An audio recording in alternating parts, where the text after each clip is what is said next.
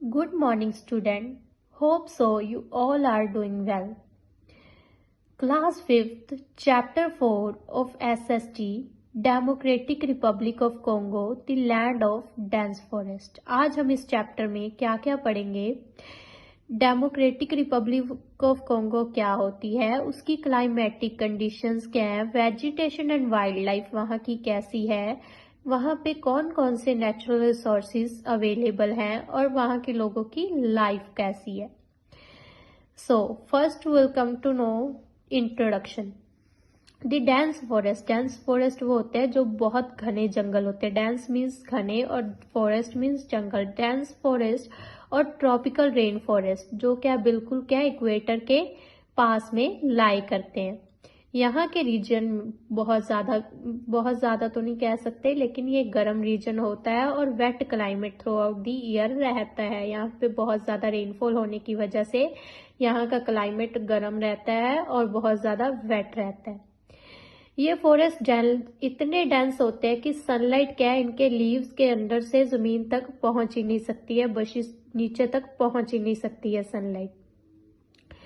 Reason has wide range. यहाँ पे बहुत सारी ट्रीज है, बहुत घने फॉरेस्ट, बहुत घने ट्रीज पाए जाते हैं. इन फॉरेस्ट को इक्वेटरल फॉरेस्ट भी बोला जाता है, जैसे हमने फर्स्ट लाइन में पढ़ा. क्योंकि ये इक्वेटर के पास लाई करते हैं इसलिए इन्हें इक्वेटरल फॉरेस्ट भी बोला जाता है. ये these types of forest are found in. ये फॉरेस्ट कहाँ का फाउंड होते हैं? साउथ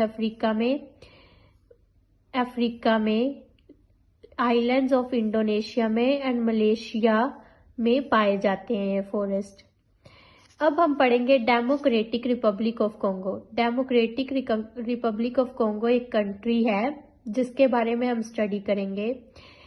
ये एक इम्पोर्टेंट कंट्री है अफ्रीकन कॉन्टिनेंट की. अफ्रीका की एक इम्पोर्टेंट कंट्री है.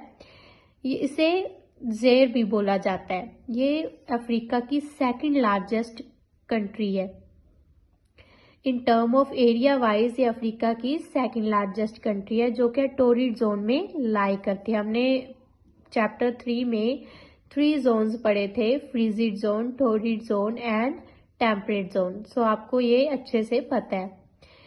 DRC is surrounded by 9 countries. DRC क्या है? 9 कंट्रीज के द्वारा सराउंड होती है, मतलब उसके घिरी हुई है. 9 कंट्रीज के आसपास इसके हैं 9 कंट्रीज. नॉर्थ से सेंट्रल अफ्रीकन रिपब्लिक आती है इसके, और ईस्ट से Uganda, Rwanda, Burundi, Tanzania east से इसे कवर करती हैं. ज़ैम्बिया एंड एंगोला इसे साउथ से कवर करती हैं एंड रिपब्लिक ऑफ कॉन्गो क्या है? वेस्ट से इसे कवर करती है. जो रिवर कॉन्गो है डेमोक्रेटिक रिपब्लिक ऑफ कॉन्गो से फ्लो करती है, जो क्या है? लो लाइंग एरिया होता है, बेसिन का बिल्कुल लो लाइंग एरिया है. ये क्या माउंटेन से एंड प्लेट्यू से घिरी हुई है. जो रिवर कॉन्गो है माउंटेन्स एंड प्लेट्यू से घिरी हुई है. ये क्या सेकंड लॉन्गेस्ट रिवर, अफ्रीका की सेकंड लॉन्गेस्ट रिवर है और वर्ल्ड की 7th लॉन्गेस्ट रिवर है, जो क्या सारी कंट्री को almost democratic republic of Congo को कवर करती है.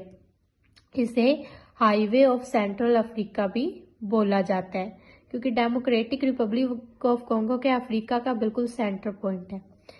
To the north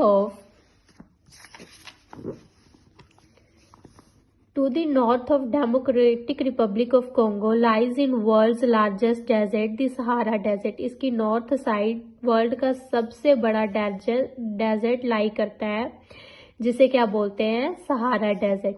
Hope so you understand this. Today we'll learn about Democratic Republic of Congo and dense